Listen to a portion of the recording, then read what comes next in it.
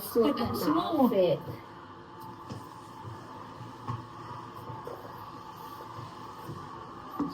อันนี้คือชีการแบบขมันดอกร้อน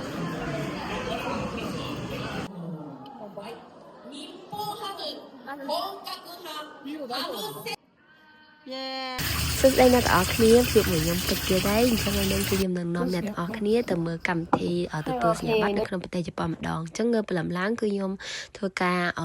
ងូតទឹកហើយនឹងធ្វើការផ្លុំសក់ដូចនៅក្នុងវីដេអូអញ្ចឹងហើយក៏ធ្វើការ make up ហើយអ្នកទាំងអស់គ្នាថ្ងៃហ្នឹងគឺខ្ញុំនឹងធ្វើការស្លៀកពាក់នៅសម្លៀកបំពាក់ខ្មែរយើងអញ្ចឹងអ្នកទាំងអស់គ្នាកុំភ្លេចមើលតាមដានមើលនៅក្នុងវីដេអូហ្នឹងរហូតដល់ចប់ណាហើយដើម្បីតាមដាននៅវីដេអូរបស់ខ្ញុំបន្តទៀតកុំភ្លេច Subscribe ម្នាក់មួយផងណា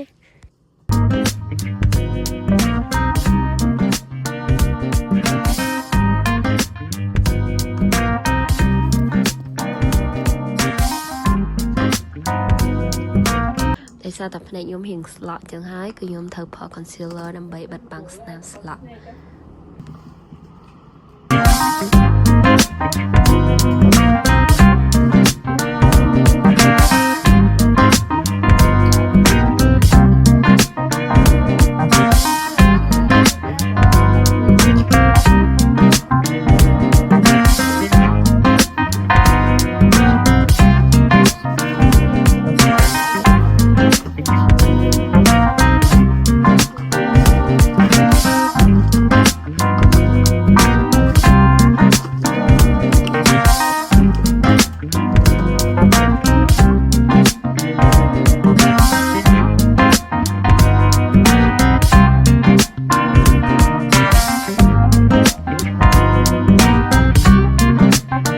ដោយសារតែខ្ញុំធ្វើការបួងសក់ឡើងលើហើយអញ្ចឹងខ្ញុំឲ្យបងស្រីរបស់ខ្ញុំជួយដើម្បីធ្វើការបួងសក់ឡើងលើដោយសារគឺគាត់មានជំនាញខ្លាំងមែនតែន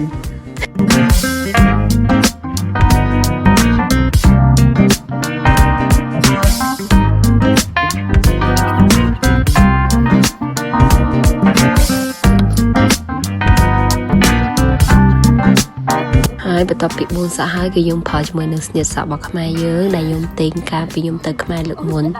តាហោនៅផ្សារថ្មីតម្រាំតែបានណាអ្នកនរគ្នាខ្ញុំមានអារម្មណ៍ថាពាក់កង្វល់នេះយើងលើកមកហើយលើកលាបផលគ្រឿងតិចតួចទេណាហើយផលងើប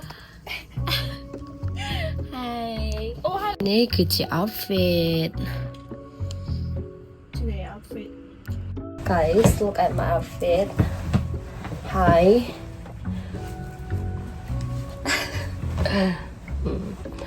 hair salon by Big Salon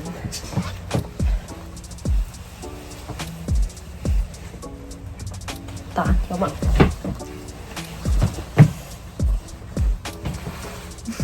ខ្ជូតហើយឥឡូវយើងគឺធ្វើដំណើរទៅកន្លែងទទួលសញ្ញាបត្របាយបាយ special day ឃើញនេះគឺយើងកំពុងតែធ្វើដំណើរទៅគឺជាក់ខ្លាំង cool បាយ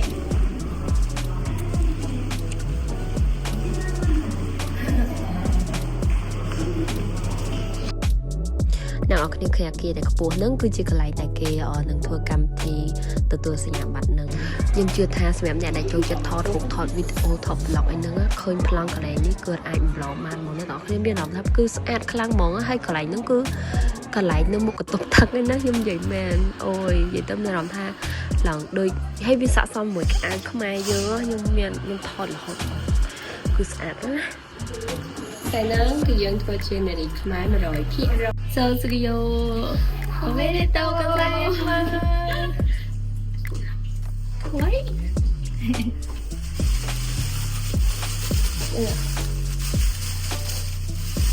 さあそうかそうで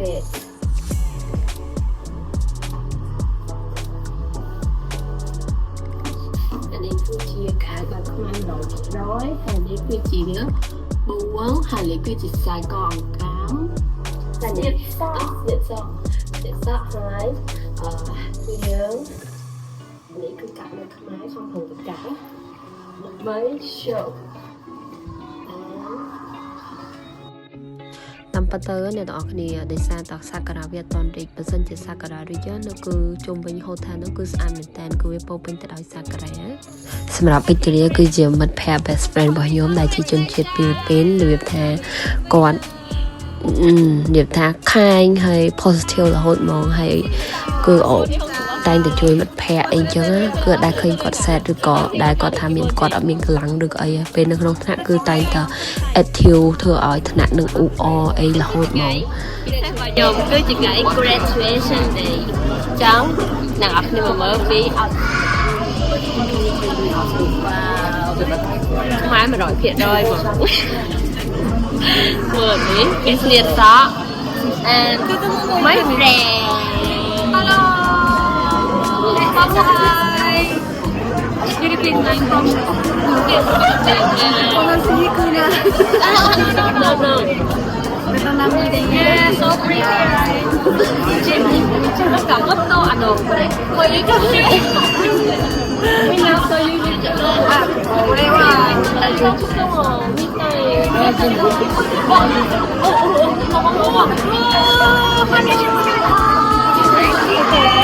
and this is my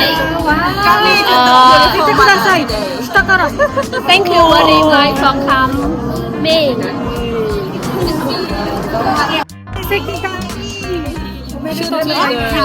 video vlogger hay được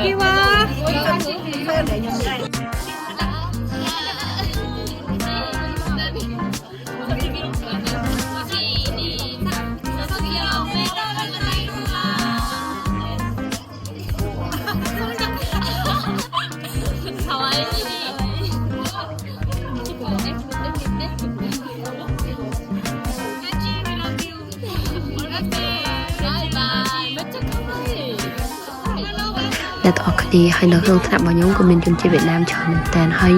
ថ្ងៃសូស្គីនោះគឺពួកគាត់ស្អាតស្អាតមែនតើឡើងដូចតុកកតាហ្មងអញ្ចឹងបន្ទាប់ពីយើងថតរូបនៅខាងក្រៅហើយកម្មវិធីក៏គេឲ្យយើងចូលទៅក្នុង hall កម្មវិធីគឺចាប់ផ្ដើមនៅម៉ោង 12 ចឹងឥឡូវគឺយើងចូលទៅក្នុង hall ចឹងបន្ទាប់ពីយើងថតរូបនៅខាងក្រៅហើយគឺយើងចូលទៅក្នុង hall ចឹងក្នុង hall គឺគេតម្រូវឲ្យបិទនៅពេលដែលគេធ្វើកម្មវិធីមែនតែនដូចថាចែកសញ្ញាបត្រឬក៏អីគឺតម្រូវឲ្យបិទទូរស័ព្ទចឹងបន្ទាប់ពីយើងចែកសញ្ញាបត្រអីហើយគឺយើងដល់វគ្គញ៉ាំអីម្ដងចឹងកន្លែងញ៉ាំអីហ្នឹងគឺមានម្ហូបមានអីឲ្យយើងញ៉ាំច្រើន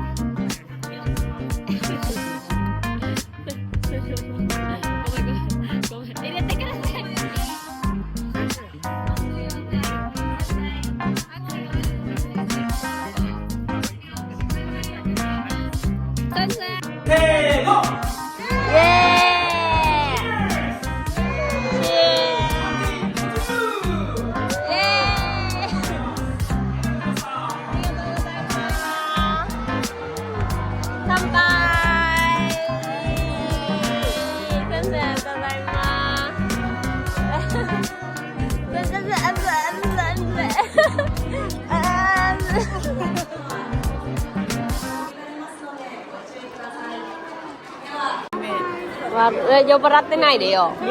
tham ba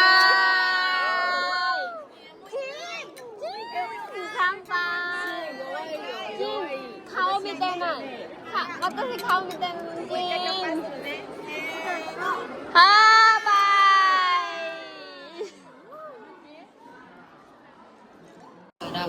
私はペコペコでさっき私あそこ座ってる時に、だからなんか私みんな喋るでしょ、どうしよう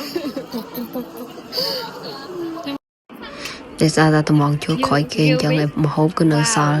chọn bạch cái tép tên chẳng chập sò bàn tình cho nên nó kia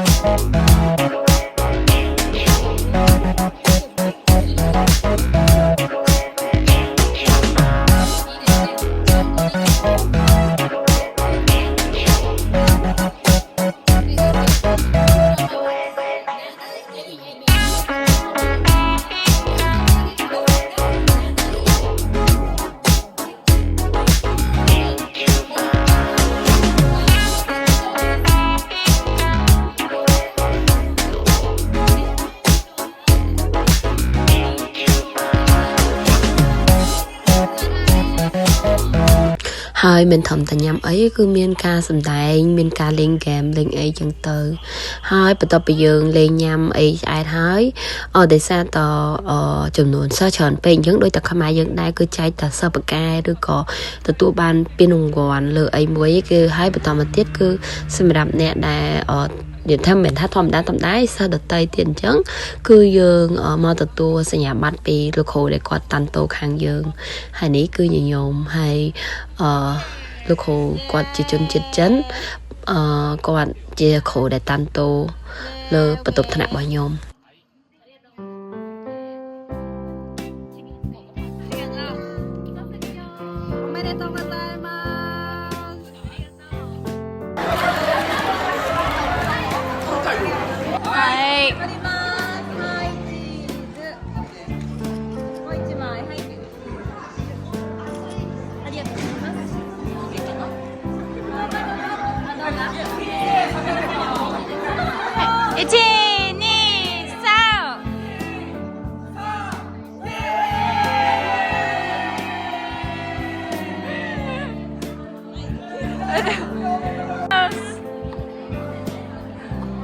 ចឹងជាចុងក្រោយគឺខ្ញុំចង់និយាយថាទោះបីជាយើងមកហ៊ានដល់ស្រុកគេឬក៏យើងហ៊ានធ្វើទៅស្រុកយើងក៏ខ្ញុំគិតថាចំណេះដឹងគឺវាមិនសំខាន់តែហ៊ាននៅណាគឺសំខាន់លើខ្លួនយើងតែយើងខំប្រឹងហ៊ានចាមានការខំប្រឹងប្រែងខ្លួនឯងអត់ research ខ្លួនឯងអត់ហើយប៉ុន្តែអ្វីដែលខ្ញុំប្រោតជាងគេហ្នឹងនៅពេលដែលយើងបែកចេញពី comfort zone ពីអ្នកផ្ទះយើងឬក៏អីហ្នឹងគឺអាចឲ្យយើងយល់ពី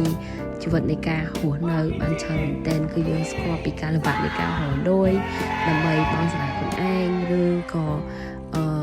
និយាយទៅយើងដូចថាស្គាល់ពីជីវិតអីច្រើនមែនទែនដែលថាវាថាយើងខ្លាយទៅជាមនុស្សធំបានណាអាហ្នឹងគឺអីដែលខ្ញុំប្រោតជាងគេសម្រាប់ដែលខ្ញុំបានមកហ៊ានស្រុកគេហ្នឹងហ្មងហើយនឹងទំនួលខុសត្រូវនៃជីវិតរបស់ខ្លួនឯងគឺអត់មានទោះបីជាយើងដើរខុសឬក៏ពេលខ្លះយើងសម្រេចចិត្តខុសប៉ុន្តែគឺយើងរកវិធីដោះស្រាយខ្លួនឯងសួស្តីអ្នកទាំងអស់គ្នាថ្ងៃនេះគឺជាថ្ងៃបញ្ចប់ការសិក្សារបស់ខ្ញុំនៅក្នុងប្រទេសជប៉ុនហើយគឺមានអារម្មណ៍រំភើបប៉ុន្តែក៏មានអារម្មណ៍រៀងរត់បន្តិចដោយសារតែប៉ាម៉ាបានមកឬក៏អីចឹងប៉ុន្តែ it's okay ហើយខ្ញុំក៏សប្បាយចិត្តខ្លាំងមែនទែនដែលបានហ៊ានចាប់ហើយក៏បានចាប់ឈ្មោះជាសិស្សហើយបន្តមកទៀតគឺត្រូវចេញទៅធ្វើការនៅខាងក្រៅឬក៏អីចឹងសង្ឃឹមថាខ្លួនឯងជួបរឿងល្អជាច្រើនទទួលយកបទពិសោធន៍ទទួលយកបទពិសោធន៍ថ្មីទៅវិញយើងមានរឿងអីពិបាកក៏នឹងត្រូវខិតខំប្រឹងប្រែងសម្រាប់វីដេអូថ្ងៃហ្នឹងគឺមានតែប៉ុណ្្នឹងទេអរគុណអ្នកទាំងអស់គ្នាសម្រាប់តាមដានមើលវីដេអូមួយហ្នឹងហើយកុំភ្លេចជួយ Subscribe ផងដើម្បីឲ្យមានកម្លាំងចិត្តធ្វើវីដេអូបន្ថែមទៀតអរគុណ Bye bye Thank you